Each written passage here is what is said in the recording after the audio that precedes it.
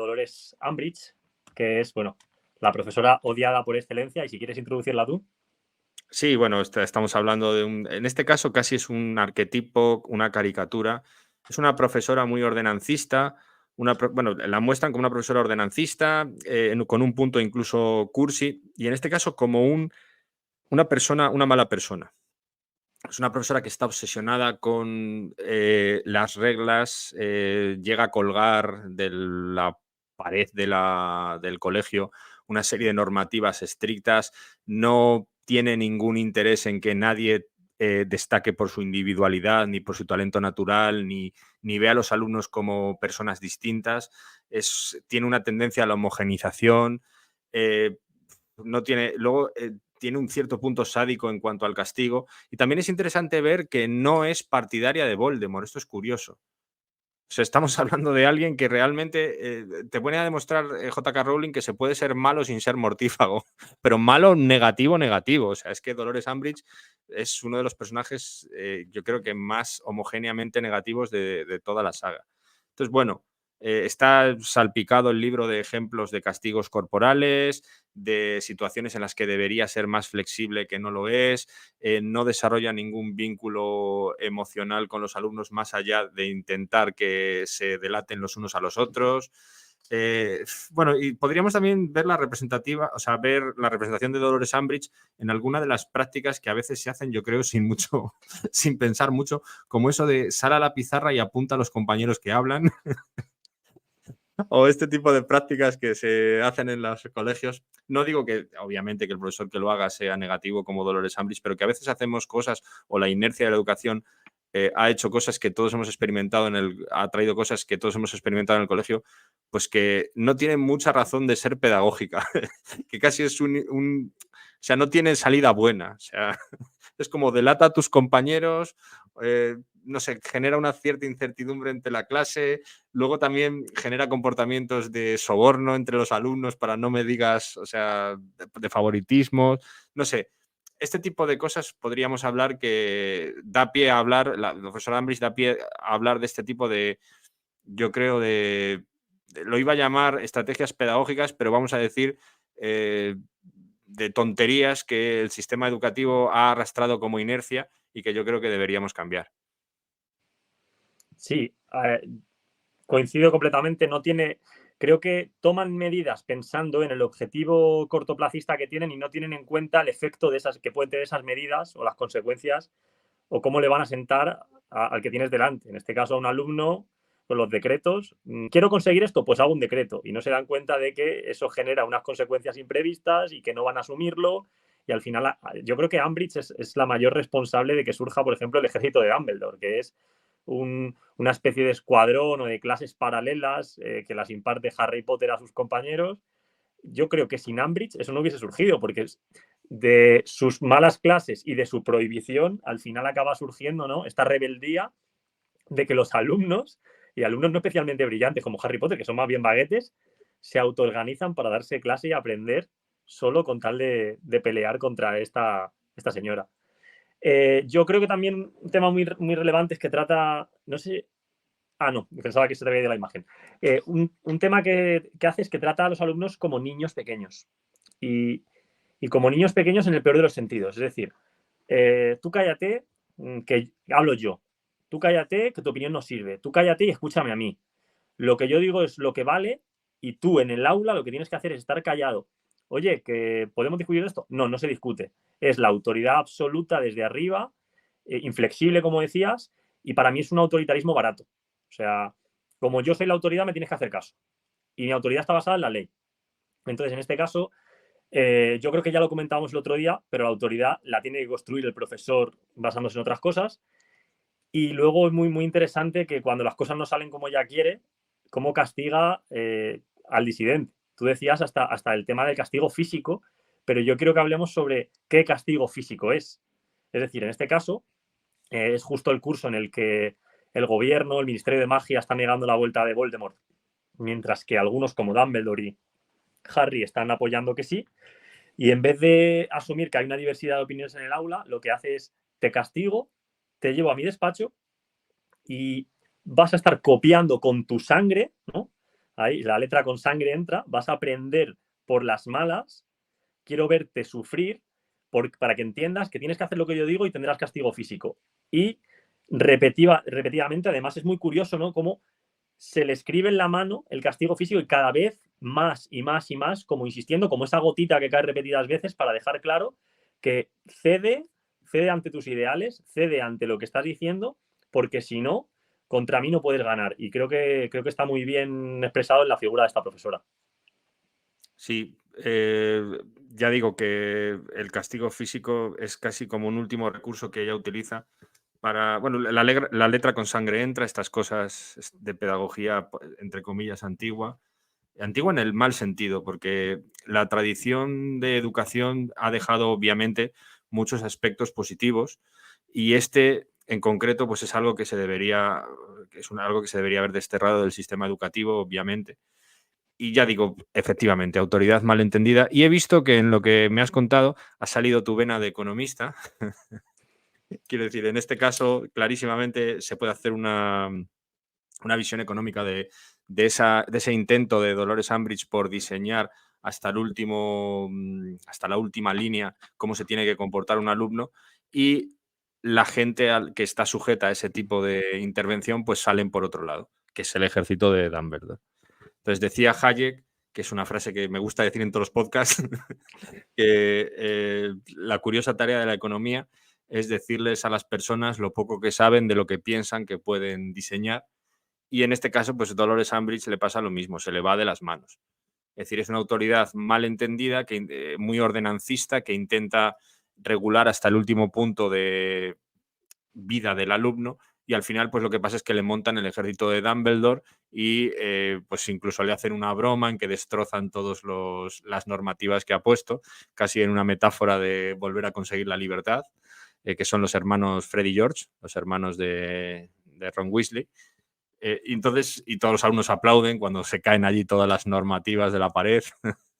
Claro, es que es una autoridad mal entendida. Yo me he encontrado con esto siendo alumno y pues tuvo consecuencias pues bastante negativas. Me he encontrado con, pues bueno, con alguna directora dentro de mi trayectoria educativa, pues que era una disciplina mal entendida, reñía por todo, tenía una serie de personas además a las que consideraba pues, que eran, entre comillas, las ovejas negras. Y luego pasa una cosa, que cuando los alumnos perciben que no tienes un criterio claro a la hora de explicarles por qué les estás riñendo o por qué les estás reprobando una conducta, pues al final es que no saben a qué atenerse y no saben qué comportamiento puede ser adecuado, qué comportamiento no puede ser adecuado, y les puedes llegar a anular y a generar un estrés muy grande. Entonces, me parece, ya digo, que es totalmente negativa la manera de hacerlo de la profesora Umbridge. Y luego, pues eso, que es que este tipo de cosas no pueden salir bien, ese tipo de direcciones no pueden salir bien porque al final vas a salir mal con el resto de profesores, vas a generar una serie de alumnos que al que no le creas un trauma, le vas a fastidiar una etapa muy importante de su sistema educativo, y luego lo único que vas a conseguir es que los alumnos quieran huir del colegio y que lo recuerden al final, pues en una etapa que debería ser recordada, pues todo el mundo recuerda cuando es buena su infancia como casi un tesoro, pues terminas recordándola como una pesadilla. Entonces, ya digo, o sea, Dolores Umbridge, pues esa hay que coger lápiz y papel, ir viendo todo lo que hace en la película y sistemáticamente hacer lo contrario. Y en el caso de Dolores Umbridge, pues al final ves que saltarse las normas, pues a veces es una manera de protesta totalmente legítima. Sí, sobre todo eso. De Umbridge es quizá la única profesora de todos que no tiene absolutamente nada positivo que rescatar y totalmente. Que si la norma, en este caso, si la ley es injusta, lo moral es saltársela. Y en este caso yo creo que sí que se ve muy bien con Umbridge. Si alguna vez los profesores hablan de que hoy en día los chavales, que no hay disciplina, que antiguamente sí que a mí me castigaban, a mí me ponían la mano así y me daban, a mí me ponían los libros, a mí me daban capones. Yo entiendo que algún día un profesor en una sala de profesores pueda decir, madre mía, qué ganas de darle una colleja a fulanito, en un tono así más de broma, pero que en ningún caso, bajo ningún concepto, es algo aceptable, porque en el momento en el que tú introduces la violencia, Punto 1. Si tú introduces la violencia al profesor, ¿dónde para esa violencia? ¿Dónde se pone el límite? ¿Qué es mucha, qué es poca? Punto 2. ¿En qué momento hay que usarla? Dejas al total arbitrio de cada persona y cada uno somos un mundo, cuándo usarla y cuándo no, generando verdaderos monstruos. Y el punto 3, que es que lo que cala en el alumno es que la violencia es una respuesta legítima, que es algo que se puede hacer.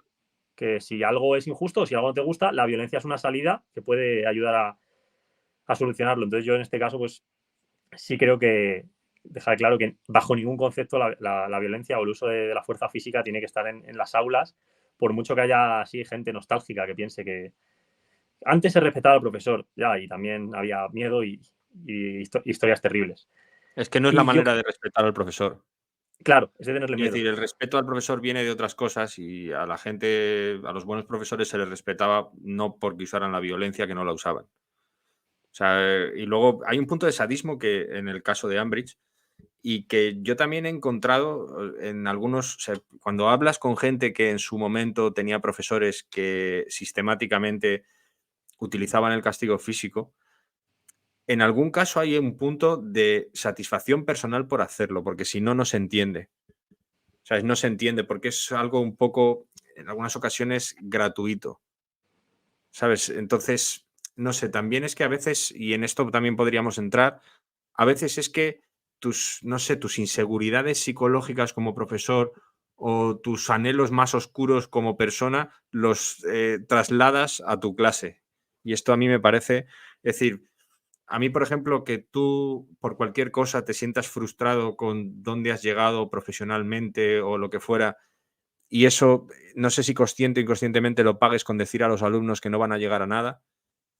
Es que tú como profesor tienes que tener una alta meta para ti mismo y tienes que respetarte también a ti mismo y tú eres el que primero tiene que respirar 2 veces. Es que si no, ¿cómo vas a hacer que el alumno lo haga?